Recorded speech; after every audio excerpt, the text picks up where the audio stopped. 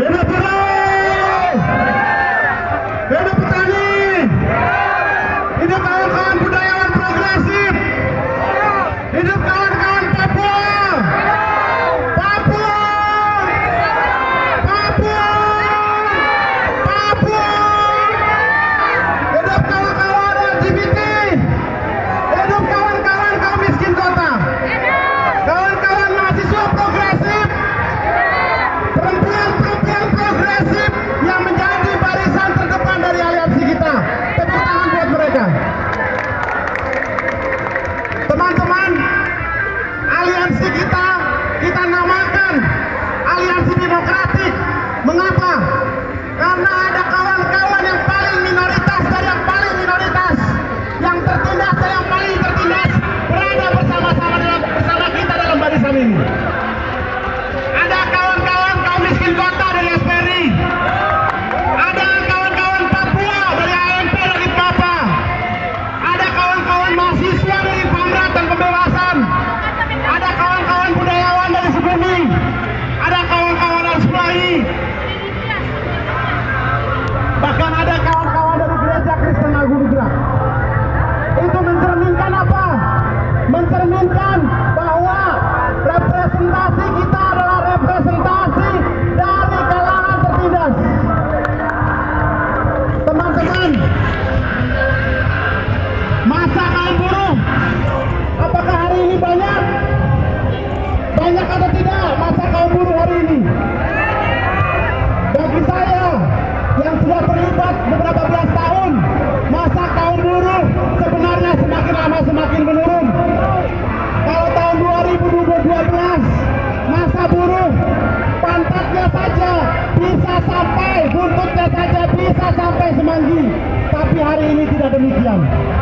Itu cerminan dari apa? Itu karena apa? Karena banyak elit-elit buruh yang justru mendukung elit-elit politik. Angkat tangannya ke atas, jempolnya ke bawah, teriak. Ada elit-elit buruh dan organisasinya mendukung Prabowo pada pemilu kemarin. Ada elit-elit buruh dan organisasinya berkampanye rasis terhadap buruh-buruh Tionghoa. Angkat tangan ke bawah. Musuh kita bukan buruh-buruh yang berbeda kulit, berbeda rambut, berbeda mata, berbeda ras. Musuh kita adalah musuh kita adalah musuh kita adalah musuh kita adalah musuh kita adalah kapitalisme. Kalau ada elit buruh seperti Said Iqbal, kalau ada pimpinan-pimpinan buruh justru mendukung para penculik aktivis mahasiswa tahun 98, itu artinya mengkhianati demokrasi. Kalau ada gerakan buruh yang mendukung militerisme dan orde baru dan berkampanye rasis, berkampanye diskriminatif, sektarian terhadap perbedaan suku, agama, dan ras, itu artinya adalah pengkhianatan terhadap gerakan buruh itu sendiri. Sekarang saya tanya, buruh di Indonesia dengan buruh di Cina ataupun buruh di Arab ataupun buruh di Eropa bersaudara atau tidak? Bersaudara atau tidak? Bersaudara. Kalau teman-teman kita ini adalah kulit berwarna, kalau kita pergi ke Eropa sana, mereka akan melihat kita ini adalah teroris. Lalu kenapa kita berlaku rasis? Berlaku rasis terhadap orang-orang Tionghoa dan berlaku rasis terhadap orang-orang Papua. Pejabat Indonesia sudah berlaku rasis terhadap orang-orang Papua, menganggap orang-orang Papua tidak beradab, menganggap orang-orang Papua sebagai bangsa yang tidak beradab, terbelakang, bahkan dibilang bukan manusia. Kalau praktek itu dilakukan, maka niscaya tidak akan ada perubahan. Tidak mungkin akan ada perubahan. Gerakan buruh, rakyat, kaum miskin kota, mahasiswa, perempuan dan sebagainya harus membangun kekuatan alternatif. Dan kekuatan alternatif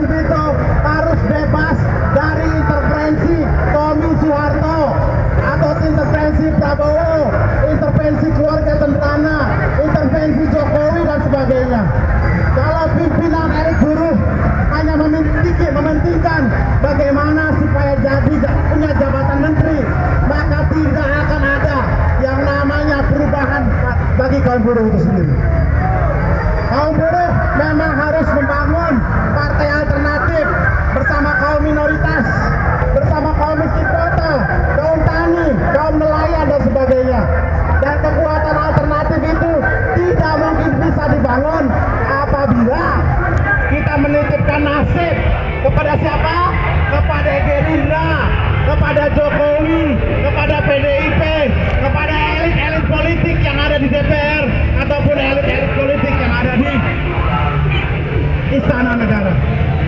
Kawan-kawan, kita sedang mempertahankan demokrasi, kita sedang memperluas demokrasi bersama kawan-kawan Papua, bersama kawan-kawan Arus Pelangi, bersama kawan-kawan Reja Krishna Nugrah, kawan-kawan nelayan, kawan-kawan kaum miskin kota. Kita sadar bahwa tentara, Orde Baru, militerisme, bahkan sampai ke pabrik. Ada teman-teman kita di Papua, KNPB, tanggal 30 kemarin, mereka baru saja merencanakan aksi, tetapi kantor mereka diserang oleh Brimob. Diserang oleh Brimob. Penembakan terjadi di sana, penculikan dan pembunuhan di sana. Kalau kaum buruh tidak terlibat, bagaimana mempertahankan demokrasi hingga ke sum-sum tulang organisasi, hingga ke pabrik-pabrik, maka yang terjadi demokrasi akan semakin mundur, dan kekuatan anti demokrasi, kekuatan modal yang menghendaki stabilitas ekonomi, stabilitas politik akan membuat kita hanya bekerja saja dengan upah yang sangat murah. Itulah arti penting dari demokrasi. Dengan memperluas demokrasi, maka kawan-kawan semuanya, dengan memperluas demokrasi, maka kawan-kawan bebas untuk berbicara, bebas untuk berekspresi, bebas untuk menyebarkan pandangan-pandangan politiknya. Dan dengan demikian, kita juga bebas